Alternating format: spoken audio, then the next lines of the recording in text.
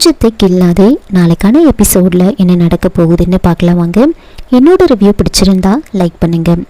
கௌதம் ஒரே குழப்பமாக இருப்பார். சந்தோஷை பார்த்து பேசுகிறாரு. நண்பா, நான் நல்லா மாட்டிக்கிட்டேன்.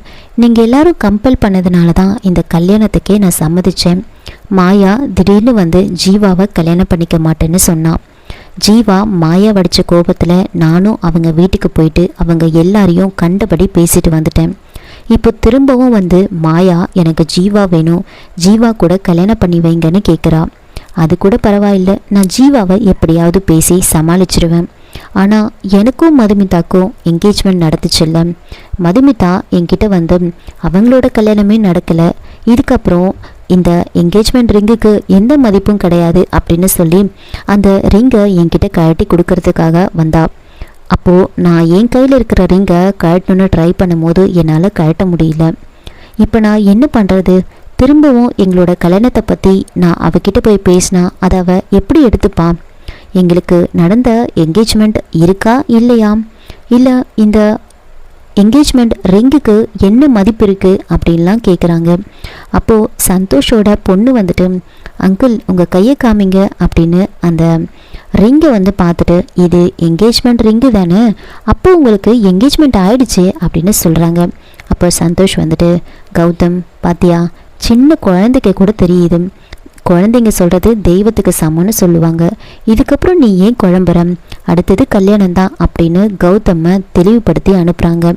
அதுக்கப்புறமா கௌதம் மதுமிதா கிட்ட பேசணும் அப்படின்னு யோசிச்சுட்டு இருப்பாங்க. இன்னொரு பக்கம் கௌதம் ஜீவாவை மீட் பண்ணி பேசுகிறாங்க. ஜீவா கௌதமை நிமிந்து கூட அவரோட முகத்தை பார்த்து பேச முடியாமல் தலை குனிஞ்சிக்கிட்டு உட்காந்துட்ருப்பாங்க.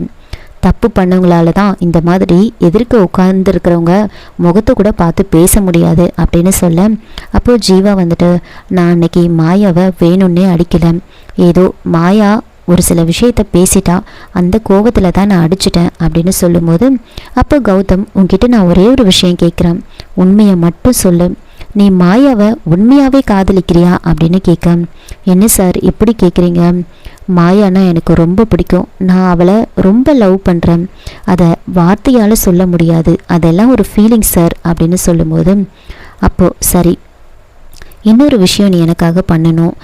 இதுக்கு முன்னாடி நீ மாயாவை அடித்த மாதிரி இதுக்கப்புறம் உன்னோட லைஃப்பில் அந்த மாதிரி ஒரு விஷயம் நடக்கவே கூடாது, அதுக்கு நீ எனக்கு ப்ராமிஸ் பண்ணணும் அப்படின்னு சொல்லும்போது, ஜீவா வந்துட்டு, கண்டிப்பாக இதுக்கப்புறம் அப்படியெல்லாம் நடக்காது, நான் மாயாவை நல்லபடியாக பார்த்துப்பேன் அப்படின்னு வாக்கு கொடுக்குறாங்க.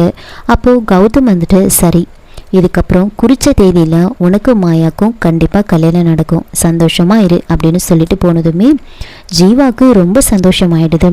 அதுக்கப்புறமா மதுமிதா வந்துட்டு அப்பார்ட்மெண்ட்டில் லிஃப்ட்டுக்காக வெயிட் பண்ணிட்டு இருக்கும் போது கிரண் அங்கே வராரு. அப்போது கிரண் வந்து மதுமிதா கிட்ட பேசுகிறாரு. மது, உன்னோட என்கேஜ்மெண்ட் நின்றுடுச்சாமே, கேள்விப்பட்டேன் அப்படின்னு சொல்லும்போது, இப்போ என்ன அதுக்கு, அதை நினச்சி நீ என்ன கவலைப்படுறியா என்ன அப்படின்லாம் கேட்க, அப்போது கிரண் வந்துட்டு, அதெல்லாம் இல்லை, என்கேஜ்மெண்ட் நின்னது ஒரு விதத்தில் நல்லது தான் அப்படின்னு சொல்கிறாங்க. என்ன சொல்கிற நீ?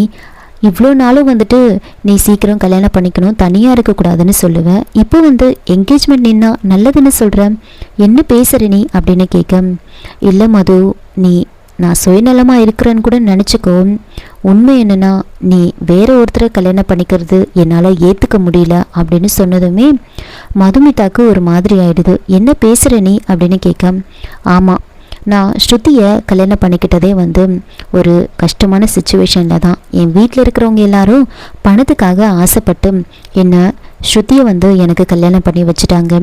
ஆனால் நான் உன்னை தான் உண்மையாக காதலித்தேன், நீ தான் என் மனசில் இருக்க அப்படின்னு சொல்கிறாங்க.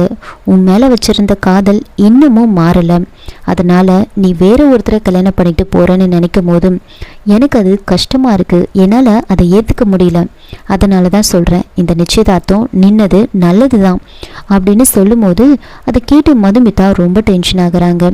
நான் ஸ்ருதி கூட சந்தோஷமாலாம் வாழலை அப்படின்னு சொல்லும்போது, அப்போ மது வந்துட்டு, உனக்கு எவ்வளோ தைரியம் இருந்தால் என்கிட்டே இப்படி வந்து பேசுகிற நீ, உனக்கு கல்யாணம் ஆகிடுச்சு, உனக்குன்னு ஒருத்தி இருக்கா, அதுவும் என்னோட க்ளோஸ் ஃப்ரெண்ட், நீ இப்படி வந்து பேசுகிறியே, உனக்கு அசிங்கமாக இல்லை அப்படின்னு கேட்க, இங்கே பாரு மது, நீ என்ன வேணாலும் நினச்சிக்கோ, எனக்கு ஏற்ற பர்ஃபெக்ட் மேட்ச் நீ தான், அப்படின்னு சொல்கிறாங்க. எனக்கு உண்மையில் இருக்கிற காதல் மாறவே இல்லை, அப்படியே தான் இருக்குது. உனக்கு லைஃப் பார்ட்னர் இல்லை அப்படின்லாம் நீ கவலைப்படாத, உனக்கு நான் இருக்கேன் அப்படின்னு சொல்கிறாங்க. அதை கேட்டு மதுமிதா இன்னும் பயங்கரமாக டென்ஷன் ஆகுறாங்க. இங்கே பாரு, அந்த கௌதம்லாம் உனக்கு சரியான மேட்சே கிடையாது. அவனோட சாப்டர்லாம் க்ளோஸ் ஆகிடுச்சு, முடிஞ்சு போச்சு.